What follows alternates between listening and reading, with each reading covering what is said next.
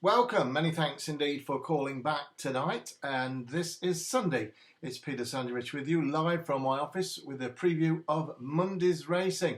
Great to have you with me, lovely to be with you. It wouldn't be the same without you, that's for sure. And I've got a big set of bets. Sometimes it can be quite quiet on a Monday, and there is only 3 meetings, 2 on the all-weather at Kempton and Wolverhampton, and 1 at the speedball track at Catterick over the sticks. But for me, I'm concentrating on the all-weather, and I've not just got 1, 2, 3, 4 bets. I've actually got 5. I nearly put 1 on there. 5 bets for you. Nearly went 5, but I got 5, so we're going to go with 5. And never forget that Bruce Almighty, when he said, how many fingers am I holding up? And he went 7, and he got 7 like that. It's unbelievable. Very funny film. But in the meantime, very good day for us today. A very nice day indeed. Morning Spirit was a winner, 9-1 into 13-2. Very pleased with that one. 6th length winner up there at Carlisle for the John Joe O'Neill team combination. Father and son. Knew all about that one, told you all about it. And Jiving Jerry ran all right, 10-1 into 8-1 each way at Navan. Coming home 4th, all the bookmakers paid out there, so no harm done, a little bit of profit there. So 2 out of the 4 pay out, and 3 out of 6 paid out on Saturday, including Crownthorpe, which won at 7-1 into 7-1 into 11-2 for the Richard Farley organisation. That was at Wolverhampton. Talking of Wolverhampton, as a perfect segue there, moving into Wolverhampton, I've got 3 horses for you, all running on Monday night, 7-1, 12-1, and 9-1. So you can have your 3 singles, doubles and trebles there, 3 big uns, 3 crackerjacks there. But I've also got 2 absolutely ramrod bets at Kempton Park. About 5-1 the pair of them, pay 33-1 the daily double, and not a bad idea to do that, I can tell you that. What I'm going to do is put them in a lucky 31. I'm also going to do a super Yankee, and I'm going to do all sorts of things with these. But what I'm going to do is back them individually, because there's 5 horses. I'll get it right this time. There's 5 horses, and if you add £1 or a fiver on each one, any of them win, you're going to do no harm whatsoever. You're going to at least get your money back and a little bit on top for your trouble.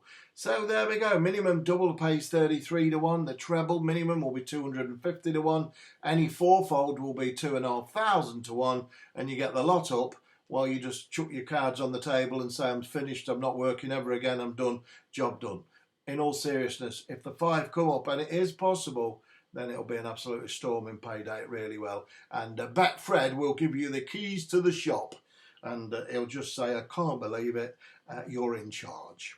And you'll say, I don't want it, just give me the money. Perfect. Right, so 5 bets I'm going to talk about, and where we're going to go to. I think we should start at Kempton Park with these 2 horses. Yeah, I was pleased with today's winner. 9-1 into 13-2, won by 6 length. Pressure's always on, you know, no matter experience. I've been in this business for a long, long time. I've been a pro tipster for 26 years, and before that I worked for the bookmakers for 10 years in the big credit shops in odds consultant, in all the biggest bookmakers in the country employed me, all of them. And before that, I worked on the races as Tic Tac and a clerk for 10 years. So I've spent my whole life in the racing industry. But the pressure is on. No matter how experienced you are and how good you can handle it, you've got to keep trying to come up with the goods. No matter how bad the racing is or how the weather is, you have to win. It's no good excuses, and that's why you don't find me coming on here very often saying, oh, a bad day today. It's not because I've not had a bad day. It's because there's no point me crying over it. It's all about getting back into it and hard work and concentrating on the positive and getting winners. And that's what it's all about. And that's why you have to remain your focus. And what I have to do is focus on winners and focus on what I do best and finding winners. And I don't go on about, oh, a bad day today, unlucky, wasn't it? Or poor ride. Da, da, da. There's no point. There's no point. What is the point is to keep focused and win. And win over a month, over 6 months, over 12 months. You are going to have losing periods. You are going to back losers. Of course you are. Of course you are. If you're having 3 bets a day for 360 days, you know, it's like 1,000 horses. Of course you're going to back a lot of losers. Well, you've got to back a lot of winners. But the key is to back winners at the right prices. And if you do that, no matter if you have a few losers, you will turn your bank balance and you'll turn your betting bank up into the black. And that's the order of the day. So there's no point coming on people saying, oh, you're losing, you've had a bad run. So what's new? But what it's really all about is the bounce back, and it's all about the focus of attention to win when you need to. And that's what I've done all my betting life, and that's what I've really done all my tipping life, 26 years as a pro tipster and more. But it's all about surviving losing runs. It's about surviving losers and focused and keeping positive and strength of mind to concentrate how you do it. Keep doing what you do. It's the same in any life, in any business. If you're successful, keep doing what makes you successful. And you have to do that. Because if you don't, if you start diversifying all over the track, you'll never know where you first started. So the idea is to keep going how you do it, and what you do is successful. And there we go. And that's why it wins. Long term, you just keep winning and winning. But it's a long-term project, and that's the way it is. Shall we get on? Let's go to Kempton Park, and let's go to the 145. It's the very first race of the day, and as I say, I like all these 5 horses. Normally a quiet day on Monday, it can be, but even with 3 meetings, I'm going in quite busy. I'm going in, to be honest with you, I'm going to chunk it. I'm going to get my tin of money, and I'm going to get this. I'm just looking what's in that tin. There's a couple of big betting slips in that tin. I tell you, worth about £3 grand. So I better get them down to Big L, the big Ladbrokes, and cash them in as soon as possible. Right, let's go to the 145 at Kempton. Number 8 is the name of the horse, is Bug Boy, trained by Tony Newcombe and ridden by William Cox. I've got a lot of time for Tony Newcombe. He's a very, very shrewd operator. Doesn't have too much to work with, and he doesn't have too many winners. But he's all right, Tony. He's had 2 winners from 24 runners. Doesn't go to town too often. He hasn't got much to work with. He's had 14 winners in the last 5 years, but only 290 runners.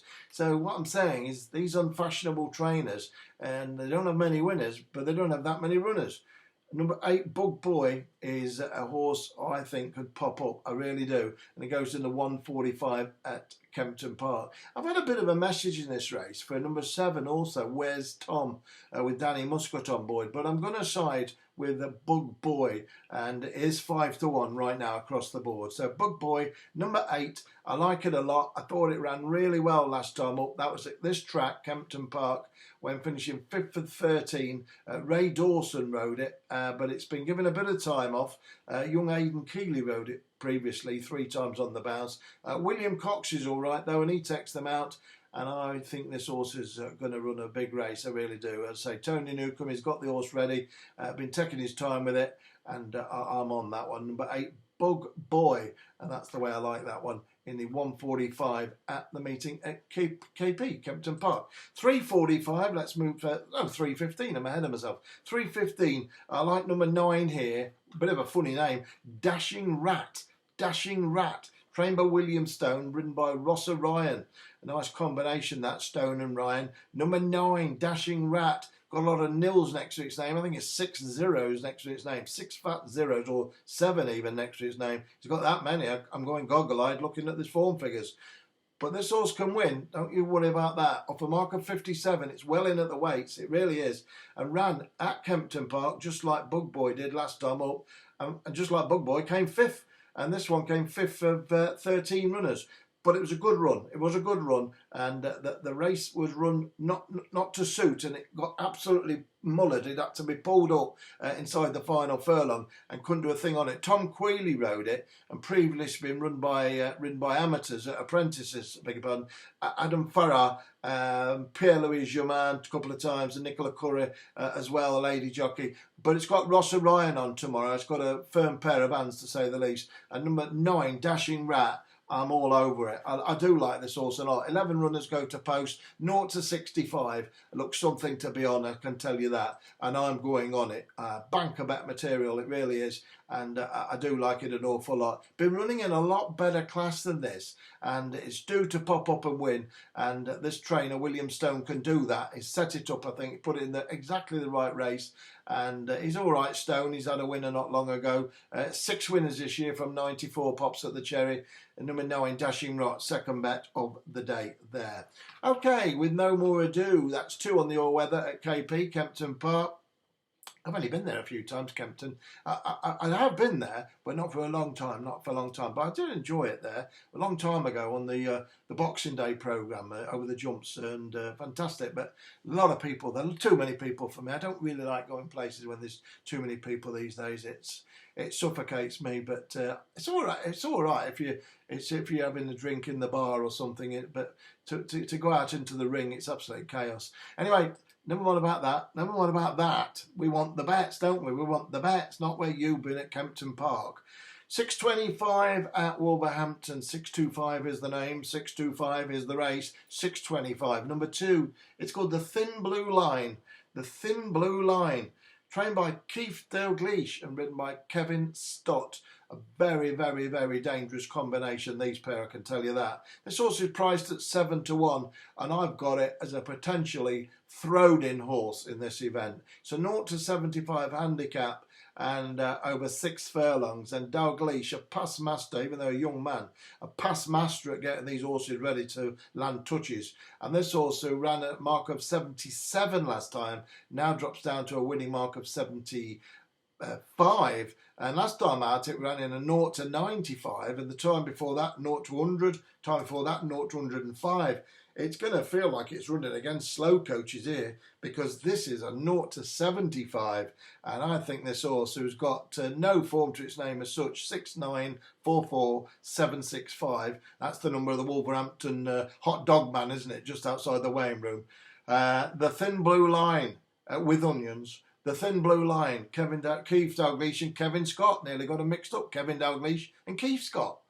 It doesn't matter, does it? What you've got to do is have the right name on the betting slip, and it's number 2, the Thin Blue Line. I'm all over it like a rash. 6.25 at Wolver at the Dunstall Park track, and that's my first bet at that Wolverhampton track of the week, having just come off Crown Thought winning the 8.20. Let's see if we can follow it up.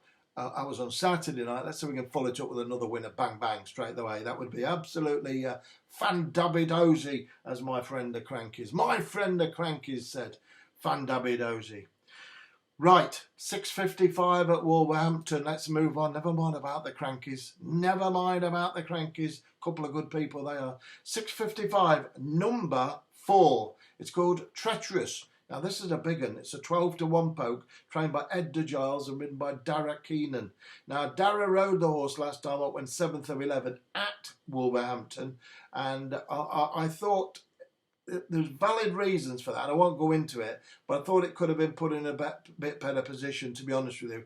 But I do know that this horse is very, very fancied indeed. And running in this grade, 0-75, it's very well handicapped. Even though it's a big price, that doesn't put me off what iota. Last time that was in a 0-80. The time before that at Kempton, it was in a 0-95. Time before that, it was a 0-85. But now it steps down for the first time ever into a grade as low as this, 0-75. So I think this horse, and given the price of 12-1, I think it's got an outstanding chance. I really do. And I say the price don't put me off. Ed de Giles, he had a winner not too long ago with a horse called Schiefer, so he's going all right as well. As I say, these trainers don't have too many winners. It's just it just takes the time to get the horses well handicapped enough to have the winners, because the horses that they've got are not, I wouldn't say run of the mill, but they're not superstars. So they have to get them well handicapped so they can pop up and pay the keep. 10 winners from 135 runners at Giles. That's not so bad in anyone's language. And I think number 4, Treacherous, has got a wonderful opportunity of doing the business. I really do. So each way there, 12-1 right now on your card. Dara Keenan, well, he's had 35 winners this season. And could anybody name any of them? I'm not being disrespected, but he's sort of gone unnoticed. But he's had 35 winners. So pretty good effort, I say. And it doesn't get too many chances. He has a lot of rides, but a lot of losers. But there's a combination, Giles and Keenan. I think they could pop up here with number 4, Treacherous. It's an horse I've backed before that's not won, and I'm going to give him another chance. There's a lovely gelding, 8-year-old, number 4, Treacherous. And it's in the 6.55 at Wolverhampton, which leaves one horse to give you. And this is a horse which is priced right now at 9-1. And I'll be very surprised if it doesn't go close to winning. This horse I've got here, I think it should be favourite.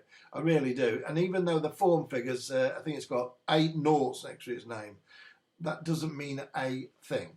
Well, what it does mean is the horse is now well handicapped, and the horse is running off a mark of 55, and the trainer's put it in a race which is 0 to 55, and it's the lowest class it's ever ran in, just like the previous horse. So these horses, what I'm giving you, although they've got no figures, are absolutely strategically placed in the right races now to win. Whether they do or not, they are ready to win, and they are in a race which they can win, and they're well weighted to win. So we're talking about these horses, given looking running, given the chance, they can pop up, and big prices, and that's what we want. 8.25 Wolverhampton. It's number 1. It's called Ebury, E-B-U-R-Y, trained by Scott Dixon, who actually trains on the track, and ridden by the machine gun himself, the sniper, the man they call Luke Morris. Number 1, Ebury, and I'm pretty keen on it. I'm not going to say too much about this horse because I think there's valid excuses the last 3 or 4 times. Certainly last time up, it raced over a trip way too far for it,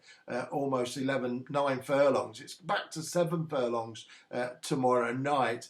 And I think with the sniper on board, for the first time, Luke Morris has got the steering. He's going to wind himself up off that bend, and I could see this horse popping up at a very generous price. It's currently 9 to 1, and I think that's a really good value there. So I've just got a bit of a swing of my eye there. Listen, that's it. 5 horses. You got the Thin Blue Line, Treacherous. I like that one. Ebury. I love that one. Bug Boy. In the 145 at Kempton to start the day with a winner. And don't miss the Dashing Rat. Catch the Rat. My friend used to play a game. He used to catch it. He used to go, drop it, and you have to catch it. You could never do it. It was at a garden fete. You could never catch the rat. He'd drop it, and of course the force, the centrifugal force, or whatever it's called, gravity, that's the word, gravity, you couldn't get there in time. But it was all for charity. But it was great fun. You used to go 1, 2, 3, catch the rat, and then you're always too late. Dashing Rat. What about that then, eh? That's the truth. Dashing Rat, Bug Boy, Ebury, Treacherous, and the Thin Blue Line. How about that then? Listen, I'll see you tomorrow night at Tom Mick, 6 o'clock, when we'll do it all over again. Have a great day.